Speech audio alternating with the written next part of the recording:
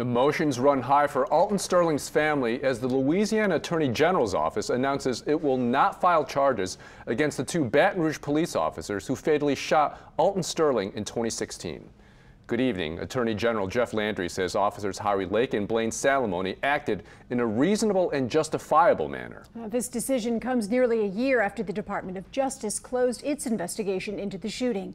We have live team coverage with reaction from the family, but first, Kristen Pierce begins our coverage with more on the reason behind the decision. Kristen. Yeah, the Attorney General said that no charges would be filed against these two police officers involved in the death of Alton Sterling. He went into great detail about what happened that day and why he came to that conclusion. But even though no charges would be filed, these two police officers could still lose their jobs. It is my responsibility to ensure that our law enforcement officers follow established police procedure. That's where the Baton Rouge Police Department investigation will now begin. As one investigation closes, another one opens up in the shooting death of Alton Sterling. The 37-year-old was killed in July 2016 outside the Triple S convenience store on North Foster. Today, nearly 2 years after his death, Louisiana Attorney General Jeff Landry says the two officers who killed him, Howie Lake and Blaine Salamone, will not face criminal charges. The Louisiana Department of Justice cannot proceed with a prosecution of either Officer Lake or Officer Salamone. But the two men are still under investigation. The Attorney General's announcement closes another chapter, but it is not the last word. The Baton Rouge Police Department is now reviewing the actions of Lake and Salamone to see if the two officers followed police procedures.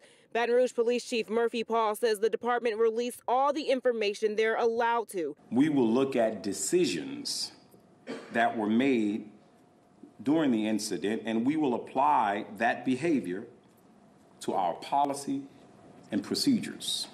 And it is our goal to have that process completed by Friday of this week.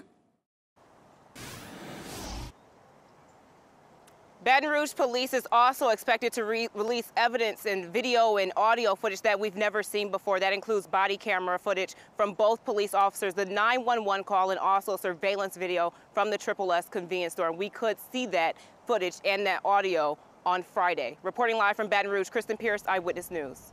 Kristen, thank you. Sterling's family arrived at the Attorney General's office early this morning, hoping for what they believe would be justice.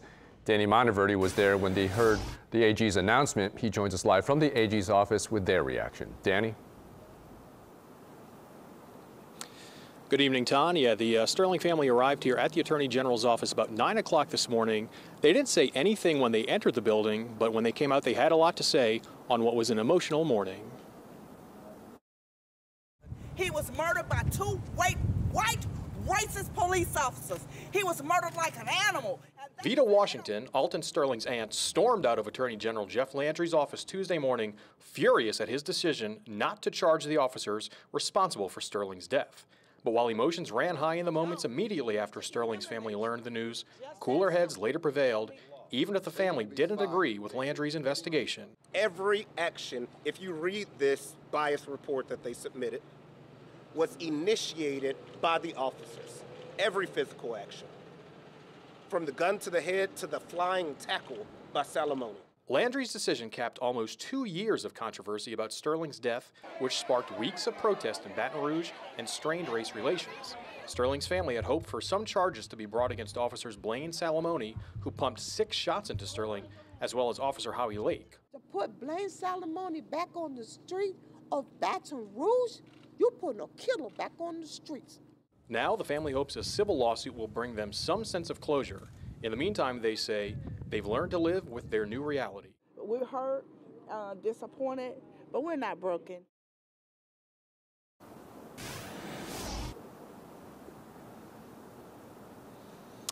And we're back here live at the Attorney General's office. You might notice there's not a lot of activity, even though it's 5 o'clock quitting time. Because this was such an emotional situation, the Attorney General's office actually told its employees, stay home today. Anyone who didn't have to be here was again told to just stay home, not to come to work, just in case emotions did spill over. The good news is there's been nothing like that so far today. Reporting live in Baton Rouge, Danny Monteverde, Eyewitness News. Danny, thank you. The ACLU released a statement today on the Sterling case saying, quote, Alton Sterling's death was yet another example of police brutality against people of color. And today's news is another example of our country's systematic failure to hold law enforcement accountable for deadly use of force. Louisiana Congressman Cedric Richmond sent out this statement this afternoon saying, in part, as with many cases before Alton's, the system has prioritized absolving the perpetrators instead of vigorously seeking fairness for the deceased, their family, and the larger communities in which they live. Here's a closer look at the timeline of events that unfolded in this case. Alton Sterling was shot and killed at 12:30 a.m. on July 5th, 2016 at the Triple S Food Mart. Weeks of national protesting followed the shooting.